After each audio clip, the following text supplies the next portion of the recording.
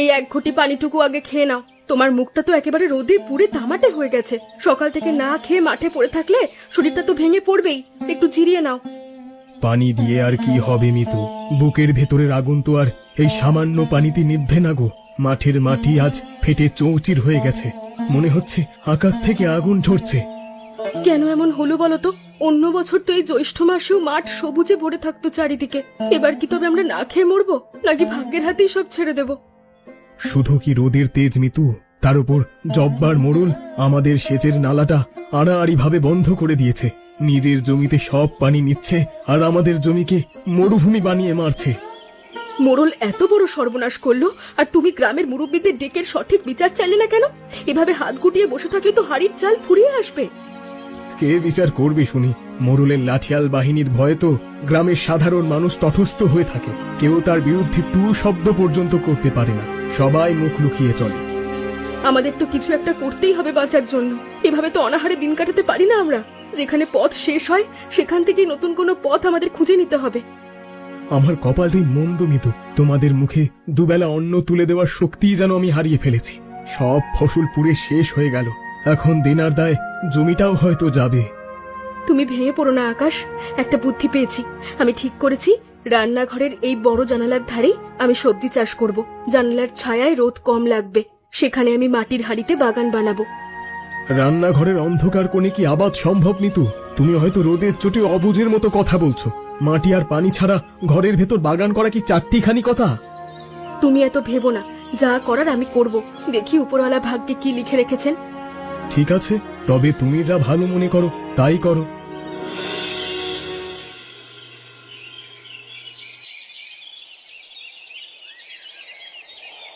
ওমা, এ কি কাণ্ড ছোট যা! রান্নার হাঁড়ি পাতিল সরিয়ে এসব কাদামাটি নিয়ে কি শুরু করলে তুমি? সারাদিনে আগুনের হলকায় মাথাটা কি একদম খারাপ হয়ে গেল নাকি তোমার? পাগল হয়নি বৌদি। মাঠ যখন দগা দেয় তখন ঘরের কোণই মানুষের শেষ ভরসা হয়ে দাঁড়ায় গো। আমি চেষ্টা করছি এই জানলার ধারের ঠান্ডা জায়গায় কিছু সবজি ফলানো যায় কিনা। রান্নার ধোঁয়ায় মানুষ টিকতে পারে না এক মুহূর্ত, আর তুমি নাকি এখানে কাঁচা সবজি ফলাবে? হাসালে বাবু, তুমি দেখছি পরিষ্কার ঘরটাকে একেবারে আস্তাকুর বানিয়ে ছাড়বে। ধোঁয়ার বদলে যদি জানলার ধারে সবুজের ছোঁয়া থাকে তবে রান্নাঘরটাও তো একটু ঠান্ডা হবে আমাদের। আর যদি কপালে থাকে তবে রান্নার জন্য টাটকা কিছু সবজিও এখান থেকে পাবো। ঘরের ভেতর চাষবাস করা কি কোনো ছোট লোকের কাজ বলে তোমার মনে হয় না? মা যদি একবার জানতে পারে তবে তোমার একদিন কি ওনার একদিন করে ছাড়বে। অভাবের সময় বড় লোক আর ছোট লোক ভেদাভেদ থাকে না বৌদি। জীবন বাঁচানোটাই আসল কথা এখন। আমি তো কারোর ক্ষতি করছি না, শুধু নিজের ঘরটাকে একটু কাজে লাগানোর চেষ্টা করছি। চেষ্টা নয় ছোট যা, বলো তুমি আসলে সবার সামনে নতুন ঢং করে নিজেকে মহান দেখাতে চাইছো। দেখি কত বড় কৃষিবিদ হলে তুমি। তোমার এই পোড়া মাটির হাঁড়িতে কেমন বাগান হয়? উপহাস করো না বৌদি। যদি আমার এই কষ্টের বাগান ফলে তবে তো আপনাদের সবার মুখে খাবার জুটবে। তখন হয়তো বুঝবেন যে আমি কোনো ভুল করিনি। আমার খাবারের চিন্তা তোমাকে করতে হবে না। নিজের চরকায় তেল দাও আর ঘরটা নোংরা করো না, কেমন? এই কাদা মাটি যদি ঘরের মেঝেতে দেখি তবে আমি কিন্তু সরাসরি মাকে গিয়ে বলবো। ঘর আমি প্রতিদিন ধুয়ে মুছে আয়নার মতো সাফ করে রাখবো বৌদি। তুমি আমাকে শুধু বাধা দেবে না। আমাকে একটু শান্তিতে কাজ করতে দাও, তাহলে আমি তোমাদের কাছে চিরঋণী হয়ে থাকবো। যা ইচ্ছে করো বাপু, ভালো কথা তো কানে নেবে না। আমিও দেখছি তুই কি করে রান্নাঘরে সবজি বাগান করিস। মা মিতু, এই ছোট পুঁটুলিটা তাড়াতাড়ি তোমার আঁচলে বেঁধে লুকিয়ে রাখো তো। এতে আমার কাছে থাকা সবচেয়ে ভালো জাতের মরিচ আর বেগুনের কিছু বীজ আছে। চাচা, আপনি আবার কোনো বড় বিপদে পড়বেন না তো আমার জন্য এই বীজগুলো এনে? মোড়ল যদি জানতে পারে আপনি আমাদের সাহায্য করছেন তবে তো আর রক্ষে থাকবে না। আমার বয়স হয়েছে মা, পরপারের ডাক আসবার সময় হয়েছে, তাই ওই মোড়লকে আর ভয় করি না। আমি চাই তোমার সাহসে এই তপ্ত মরুভূমিতেও সবুজের হাসি আবার ফুটে উঠুক। এই শুকনো বীজগুলো কি প্রচন্ড রোদে আর ভ্যাপসা গরমে আদৌ টিকতে পারবে চাচা? মাঠের বড় বড় ফসলই তো সব পুড়ে ছাই হয়ে গেল। এই ছোট চারা বাঁচবে কি করে? রান্নাঘরের জানালার ছায়ায় সারাদিন কড়া রোদ পড়ে না, তাই সেখানে আবহাওয়াটা অনেক বেশি ঠান্ডা থাকে। আর রান্নার ব্যবহৃত জলটুকু ঠিক মতো দিলেই দেখবে গাছগুলো প্রাণ ফিরে পাবে। আমি রাত জেগে এসব পাহারা দেব চাচা। এক ফোঁটা পানি আমি অপচয় হতে দেব না। আকাশ জমি হারানোর ভয় খুব ভেঙে পড়েছে। ওর মুখে হাসি ফোটানোই এখন আমার লক্ষ্য। তুমি অনেক লক্ষ্মী আর গুণবতী মেয়ে মা। তোমার এই ধৈর্যের ফল একদিন নিশ্চয়ই মিলবে হাতে হাতে। যাও, কারোর চোখে পড়বার আগেই খুব সাবধানে বীজগুলো রোপণ করবার কাজ শুরু করো। আশীর্বাদ করবেন চাচা, যেন এই ছোট বাগান দেখে বাড়ির সব দুশ্চিন্তার দুঃখ একটু কমে।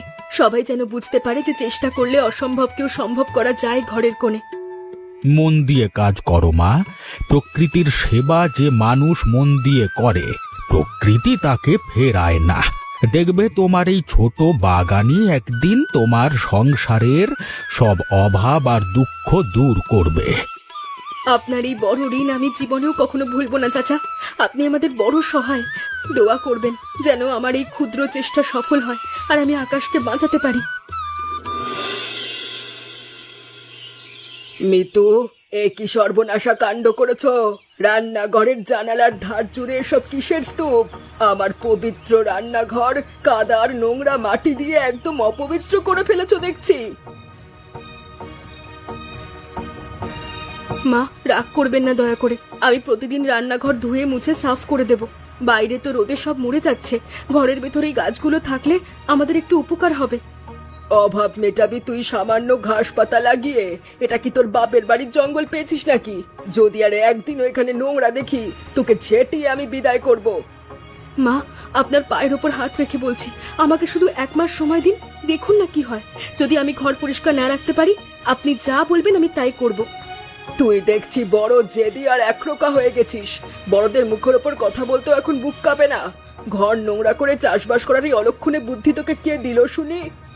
এটা কোনো অলক্ষণে বুদ্ধি নয় মা, এটা বেঁচে থাকার একটা ছোট্ট প্রচেষ্টা এই কঠিন সময়। আকাশ যখন মাঠের শোকে ভেঙে পড়েছে, তখন আমি ঘরে বসে শুধু শুধু কাঁদতে তো পারি না। আকাশ তো পুরুষ মানুষ, ও বাইরের কাজ বুঝবে, কিন্তু তুই কেন অকারণে ঝামেলা ভাড়াচ্ছিস ঘরের? রান্নাঘরেই ভ্যাবসা গরমে কি চারা গাছ বাঁচে নাকি? সব পচে যাবে দুদিনে। বাঁচবে মা, আমি রাত জেগে গাছের যত্ন নেব আর ফ্যান ধোয়া পানি দিয়ে ওদের সতেজ রাখবো। আপনি শুধু আপনার আশীর্বাদটুকু আমার মাথায় রাখুন, যাতে আমি এই পরীক্ষায় পাশ করি। আচ্ছা ঠিক আছে, শেষবারের মতো তোকে সুযোগ দিলাম, কিন্তু মনে রাখিস ঘর যেন নোংরা না হয়। যদি একদিনও হাঁড়ি পাতিল কাদার কারণে অপবিত্র হয়, তবে এই বাগান আমি ফেলে দেব। আপনাকে অনেক অনেক ধন্যবাদ মা, আমি কথা দিচ্ছি আপনার বিশ্বাস আমি কোনোদিন ভাঙতে দেব না। আপনি আশীর্বাদ করুন যেন আমাদের ঘর আবার আগের মতো হাসি খুশিতে ভরে ওঠে।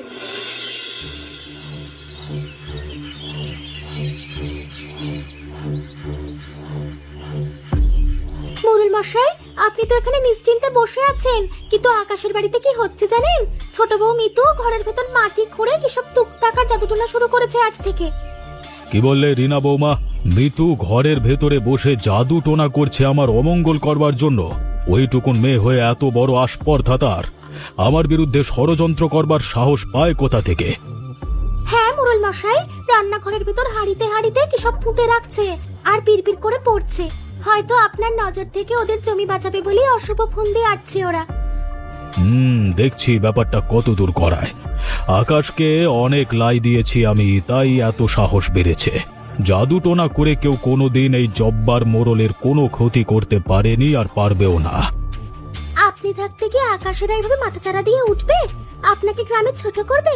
ছোট বউ তো এখন নিজেকে গ্রামের সবচেয়ে বুদ্ধিমতী মনে করছে। আপনি কিছু একটা করুন। তুমি ঠিক বলেছ বৌমা, ওদের এই বারবারান্ত এখনই কমিয়ে দিতে হবে লোহার হাত দিয়ে। আকাশকে আমি কালকেই বলবো তার জমিটা আমার নামে লিখে দিতে, নাহলে ভিটে থেকে নামিয়ে দেব। সেটাই সবচেয়ে ভালো হবে মোরল মশাই। ওরা জমি হারালে তবেই মিতুর সব চালবাজি শেষ হবে। আমি চাই ওরা এই গ্রাম ছেড়ে চলে যাক, তাহলে আমাদের সংসারেও অনেক শান্তি আসবে। তুমি চিন্তা করো না, কালকে সকালেই আমি আমার লোক পাঠিয়ে আকাশের দখল করা জমি বুঝিয়ে দেব। দেনার দায়ে জর্জরিত হয়ে ওরা যখন পথে বসবে, তখন ওই জাদু টোনা কোথায় যায় আমি দেখব। আপনাকে অনেক অনেক ধন্যবাদ মোরল মশাই। আপনি তো এই গ্রামের আসল বিচারক আর হর্তাকর্তা। আপনার চোখ এড়িয়ে কেউ কিচ্ছু করতে পারবে না। আমি সবসময় আপনাকে খবর দিয়ে যাব। যাও বৌমা, এখন বাড়ি গিয়ে স্বাভাবিক থাকো আর চোখে চোখে রাখো মিতু ঠিক কি করছে। আমার বিরুদ্ধে ষড়যন্ত্রের ফল কি হয় সেটা আকাশ কালকেই হারে হারে টের পাবে।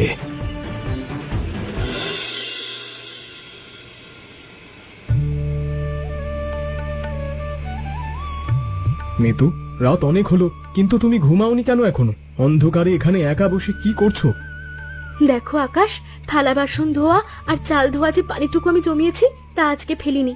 প্রতিটি চারাকে আদর করেই পানিটুকু খাইয়ে দিচ্ছি, যাতে ওরা এই গরমে তৃষ্ণার্ত না থাকে।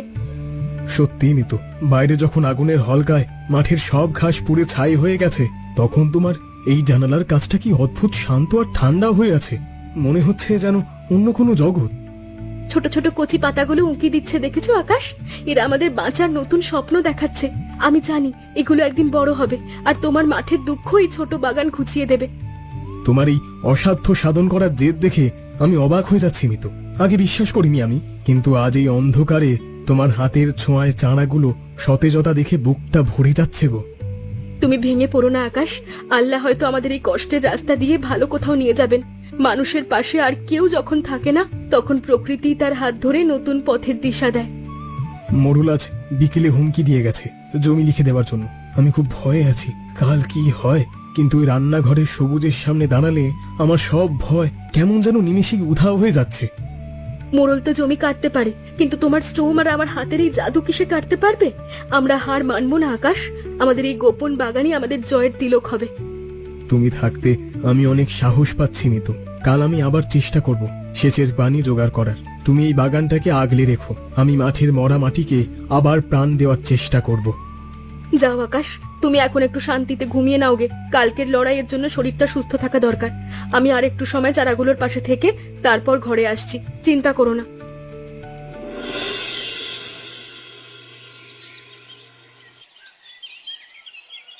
ওরে বাবারে, পা হড়কে গেল রে। আমার হাতের এই গরম ফ্যানটা যদি তোমার ওই শখের গাছের ওপর পড়ে যায় তবে তো সব শেষ। আপনি জেনে বুঝে এটা করতে এসেছেন বৌদি। আমি অনেকক্ষণ ধরে আড়াল থেকে আপনার এই অশুভ উদ্দেশ্যটা লক্ষ্য করছিলাম, কিন্তু কিচ্ছু বলিনি।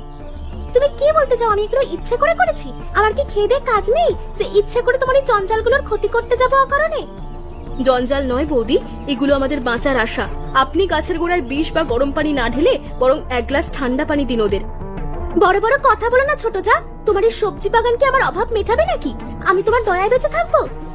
অভাব যখন আসে তখন শত্রুও বন্ধু হয় বৌদি। এই ফসলগুলো যদি বড় হয় তবে আপনি সবচেয়ে বেশি তৃপ্তি করে খাবেন এই কষ্টের দিনে। আমার কপালে কি শেষে ঘরের কোণে উৎপাদিত ঘাস পাতা খাওয়া জুটেছে? মুরলির ঘরে তো এখনো টাটকা মাছ, মাংস, বাজারের বড় সবজি রান্না হয়। মোড়ল তো শুষে খায় অন্যদের, কিন্তু আমরা তো নিজেদের মেহনতে কিছু করার চেষ্টা করছি। দয়া করে আমার এই ছোট বাগানটা নষ্ট করবেন না। নষ্ট করার সময় আমার নেই, তবে মনে রেখো এই আগুনের তাপে তোমার সবজি কোনোদিন পাতে উঠবে না। সব শুকিয়ে একদিন ঝরে যাবে তোমার চোখের সামনে। আপনার অভিশাপ যেন না লাগে বৌদি, বরং আপনি একটু মন দিয়ে বাগানটা দেখুন, হয়তো আপনারও ইচ্ছে করবে নিজের হাতেই চারা গাছগুলোকে যত্ন করতে। কি আশ্চর্য কাণ্ড রে মিতু, রান্নাঘরে পা দিলেই তো আমার জানটা জুড়িয়ে যাচ্ছে। বাইরে যেখানে আগুনের হলকা, সেখানে এই ঘরে এত ঠান্ডা বাতাস আসছে কোত্থেকে? মা, জানালার গ্রিল জুড়ে লাউ আর ঝিঙের লতাগুলো এত ঘন হয়েছে যে বাইরের কড়া রোদ আর ভেতরে ঢুকতেই পারছে না। আমি তোকে কত বকাঝকা করেছি, কত মন্দ কথা বলেছি বাগান করার জন্য, কিন্তু তুই তো দেখছি সত্যি এই মরুর ভেতরে একটা জান্নাত তৈরি করে ফেলেছিস। মা, আপনি আজ এখানে একটু মাদুর পেতে বিশ্রাম নিন তো। আপনার শরীরটা গত কয়েকদিন ধরে গরমে খুব খারাপ যাচ্ছিল, এখানে বসলে আপনি অনেক শান্তি পাবেন। সত্যি মা, এই লতা পাতাগুলো চোখের সামনে দুলছে, দেখলেই মনটা কেমন শান্ত হয়ে যায়। রান্নার সময় এখন আর গরমে ঘামতে হবে না আমাদের কাউকে। আমি রান্নার ধোঁয়া বের হওয়ার জন্য পাশের ছোট ফাঁকটুকু খুলে রেখেছি, আর সবজির পাতাগুলো এই ধোঁয়া শুষে নিয়ে আরো সতেজ হয়ে উঠছে দিন দিন। আচ্ছা মিতু, তোর এই গাছগুলোতে কি সত্যি ফল ধরবে, নাকি শুধু পাতা আর লতাই সার হবে আমাদের জন্য?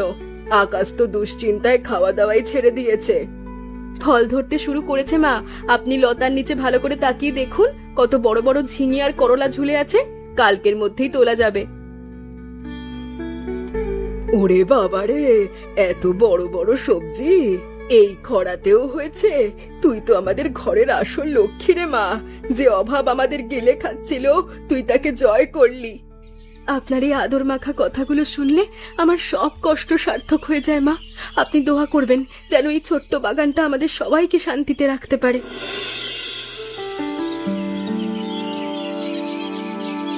অনেক সময় দিয়েছি আকাশ, আজকে হয় আমার সব পাওনা টাকা পাই পাই করে বুঝিয়ে দে, নয়তো জমির দলিলে এখনই নিজের হাতে টিপসইটা দিয়ে দে।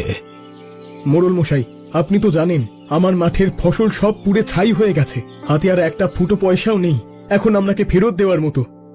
তোদের অভাব আমার দেখবার বিষয় নয়। জমিটা দিলে আমি বরং তোদের কিছু টাকা বাড়তি দেব, যাতে তোরা এই গ্রাম ছেড়ে শহরে গিয়ে অন্য কিছু করতে পারিস। জমি আমাদের জান মোড়ল মশাই, এই ভিটে ছেড়ে আমরা কোথাও যাব না। দয়া করে আমাকে আর কয়েকটা দিন সময় দিন, আমি টাকার ব্যবস্থা নিশ্চয়ই করব। তোর মতো নিঃস্ব কৃষকের কথায় আমার বিশ্বাস নেই। কালকে সকালের মধ্যে যদি টাকা না পাই, তবে আমার লাঠিয়াল বাহিনী দিয়ে তোদের ঘাড় ধাক্কা দিয়ে বের করব।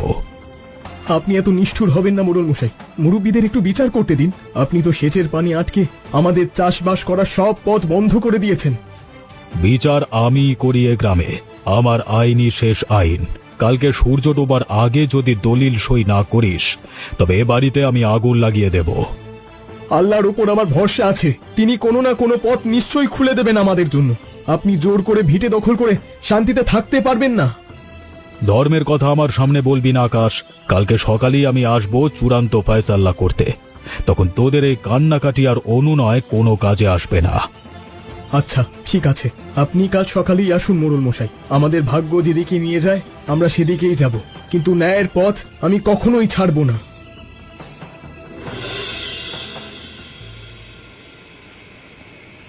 নিতু, আজ রাতে আর খেয়ে কি হবে? কাল সকালেই তো আমাদের পথে নামতে হবে। সব শেষ হয়ে যায়নি আকাশ। তুমি এই কুপিটা জানলার ধারের বাগানের দিকে একটু ভালো করে ধরো তো নিজের হাতে। এ কি নিতু, এত বড় বড় করলা আর ঝিঙে আমাদের রান্নাঘরের জানালায় ঝুলে আছে। আমি তো ভুলেই গিয়েছিলাম তুমি এখানে বাগান করেছিলে একা একা। দেখো আকাশ, থোকায় থোকায় কতগুলো লঙ্কা আর গোল গোল বেগুন ধরেছে মাটির হাঁড়িগুলিতে। পুরো জানলার গ্রিলটা এখন ফলে ফলে ছেয়ে গেছে আমার অজান্তেই। এই প্রচন্ড খরায় পুরো গ্রামে যেখানে একটা ঘাসও খুঁজে পাওয়া যাচ্ছে না, সেখানে তুমি এই সোনার ফসল কিভাবে ফলালে মিতু? আমি তো নিজের চোখেও বিশ্বাস করতে পারছি না। আমি চাল ধোয়া আর ফ্যান দেওয়া পানি দিয়ে তিলে তিলে এদের বড় করেছি আকাশ। কাল ভোরেই তুমি এই এক ঝুড়ি সবজি নিয়ে গ্রামের বড় হাটে চলে যাও। হাটে এখন সবজির দাম আকাশের সমান মিতু। এক ঝুড়ি টাটকা সবজি নিয়ে গেলে মানুষ হামলে পড়বে কেনার জন্য। হয়তো মোড়লের অর্ধেক টাকা কালই শোধ হবে। অর্ধেক নয় আকাশ, এখানে যে পরিমাণ ফসল আছে তা বিক্রি করলে তোমার সব দেনা চুকে যাবে, আর আমাদের জমিও রক্ষা পাবে। তুমি শুধু সাহস হারিও না। তুমি আমার ঘরের লক্ষ্মী মিতু, তুমি আমার ঘরের লক্ষ্মী। তোমার বুদ্ধিতেই আজ আমরা পথের ফকির হওয়া থেকে বেঁচে গেলাম। আমি কাল খুব ভোরেই এই সবজিগুলো নিয়ে হাটে যাব। এখন একটু নিশ্চিন্তে ঘুমাও আকাশ। কালকে হাটে গিয়ে তুমি মানুষকে তাক লাগিয়ে দিও, দেখিয়ে দাও যে ঘরের কোনো মেহনত করলে এমন সোনার ফসল ফলানো সম্ভব।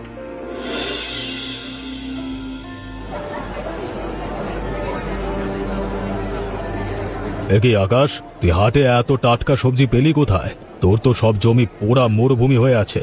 নিশ্চয়ই তুই অন্য কারোর জমি থেকে চুরি করেছিস। চুরি আমি করি না মোড়ল মশাই। অন্যের জমি দখল করে বাগান করার স্বভাব আমার নেই। এই ফসল আমার ঘরের ভেতর পরম মমতায় ফলানো হয়েছে। এসব বড় বড় করলার বেগুন ঘরের ভেতরে হয় নাকি? তুই কি আমাকে বোকা পেয়েছিস? পুরো হাটে আজকে তোর সবজি নিয়ে ধন্য ধন্য পড়ে গেছে। হাটে আজ সবজির অভাব, তাই মানুষ হন্যে হয়ে আমার সবজি কিনেছে। এই নিন মোড়ল মশাই, আপনার সুদের আসলে সব টাকা পাই পাই করে আজ বুঝে নিন সবার সামনে। এত টাকা তুই একদিনে পেলি কোত্থেকে আকাশ? তুই কি কোনো গুপ্তধন পেয়েছিস নাকি নাকি আমার বিরুদ্ধে কোনো বড় চাল চালছিস? গুপ্তধন আমার বউয়ের হাতের মেহনত মোড়ল মশাই।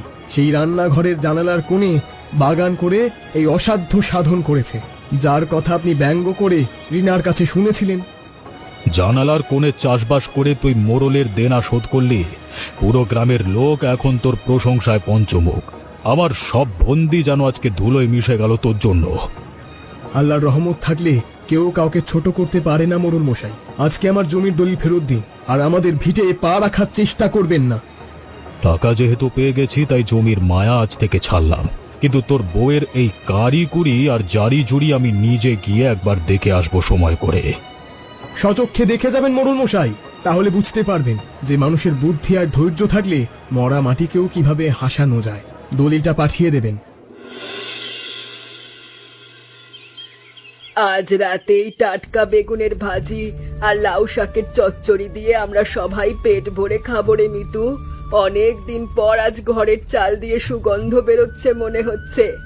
মা, রিনা বৌদি তো আমার চেয়ে অনেক ভালো রান্না করতে পারেন। ওনাকেই দিন না রান্নাটা করতে।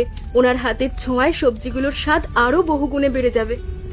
রিনা এখন লজ্জায় আর মিতুর সামনে আসছে না। ও তোকে কত অপমান করেছে, অথচ তুই আজ আমাদের পুরো সংসারটাকে ধ্বংসের হাত থেকে বাঁচালি। অতীতের কথা থাক না মা, রিনা বৌদিও তো অভাবের তাড়নায় হয়তো অমন করেছেন। আমরা এখন সবাই মিলে এই রান্নাঘরের বাগানটাকে আরো বড় করব ভবিষ্যতে। তুই তো শুধু বাগান করিসনি রে মিতু, তুই একটা আগুনের সংসারকে সবুজে ভরে দিলি। তুই আমাদের বাড়ির আসল লক্ষ্মী। তোর সম্মান আজ থেকে সবার উপরে থাকবে। আকাশ আজ হাট থেকে ফেরার সময় আমার জন্য নতুন চারা গাছ আর কিছু মাটি কিনে নিয়ে এসেছে। জানলার পাশের ওই খালি জায়গাটায় আমরা এবার ধনেপাতা আর লঙ্কা লাগাবো। আমি নিজে হাতে তোর সাথে মাটি খুঁড়বো রে। মালিক কাকার দরকার নেই রে আমাদের মা। আমরা শাশুড়ি বউ মিলে এই ছোট্ট ঘরটাকে খামার বানিয়ে ফেলবো খুব শীঘ্রই। আকাশ এখন অনেক শান্তিতে ঘুমোচ্ছে মা। ওর চেহারার সেই দুশ্চিন্তার ছাপটা এখন আর নেই। মোড়লের দেনা থেকে মুক্তি পেয়ে ওর জীবনটা আজ আবার নতুন করে ফিরে পেয়েছে। সব তোর জন্য হয়েছে মা। তুই যদি সেদিন জেদ করেই বাগানটা না করতিস, তবে আজ আমাদের পথে পথে ভিক্ষে করতে হতো। তোকে আমি ভুল বুঝেছিলাম রে মা। ভুল বোঝাবুঝি এখন শেষ মা। আপনি আশীর্বাদ করুন যেন আমাদের এই রান্নাঘরের বাগান সব সময় এরকম সবুজে ভরা থাকে আর আমাদের মুখে অন্ন জুটিয়ে যায় আমৃত্যু।